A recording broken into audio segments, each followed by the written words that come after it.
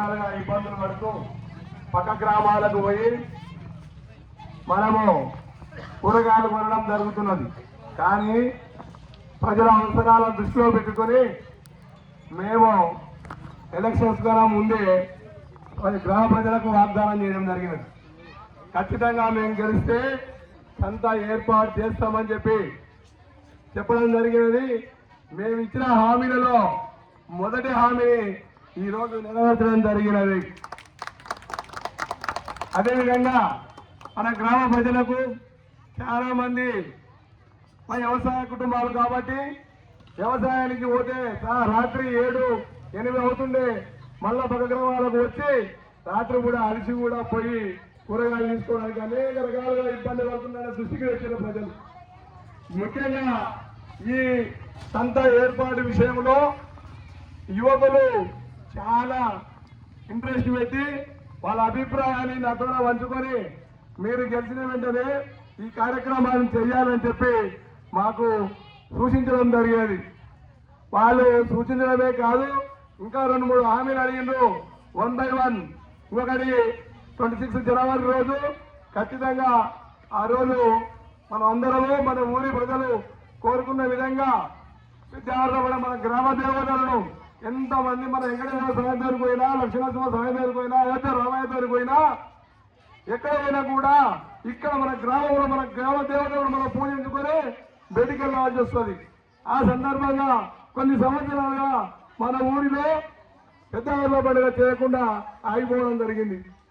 దగ్గరికి వచ్చి ఆగిపోయినది. దాన్ని కూడా నెక్స్ట్ ఈ పండుగ తర్వాత దున్నపోతం తెచ్చి ఇవ్వడం జరుగుతుంది.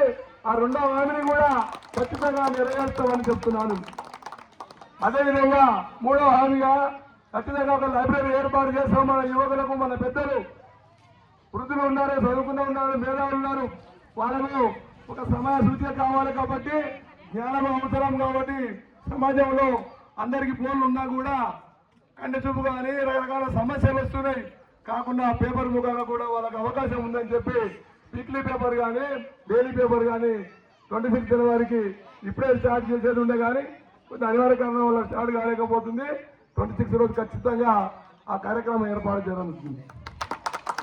ఇంకొక హామీలో ఇంకొక భాగంగా వాటర్ ప్లాంట్ మన గ్రామ ప్రజలకు పక్క ఊరు నుంచి అతను వాటర్ ఫిల్టర్తో చేయకుండా దాంట్లో పౌడర్ కలుపుకొచ్చి మన ఊర్లో అమ్ముతున్నారని మన ప్రజలు దాని వల్ల చాలా ఇబ్బంది పడుతుందని చెప్పి దాన్ని దృష్టిలో పెట్టుకొని వాటర్ ప్లాంట్ కూడా ఖచ్చితంగా తొందరలోనే అది కూడా ఏర్పాటు చేయడం జరుగుతుంది.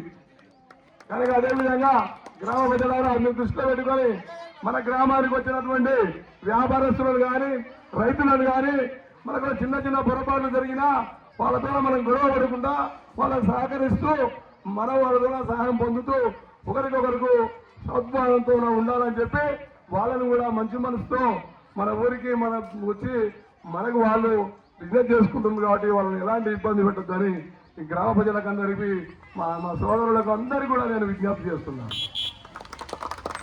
కనుక ఇటువంటి కార్యక్రమాలు ఇంకా ఎన్నో చేసుకుందామని చెప్పి చెప్తూ ఇంకా చెప్పు ముగ్గుల కార్యక్రమంలో పాల్గొన్న ప్రజలు ఉన్నారు, పెద్దలు అందరు గ్రామ పెద్దలు ఉన్నారు, మా యువకులు ఉన్నారు కాబట్టి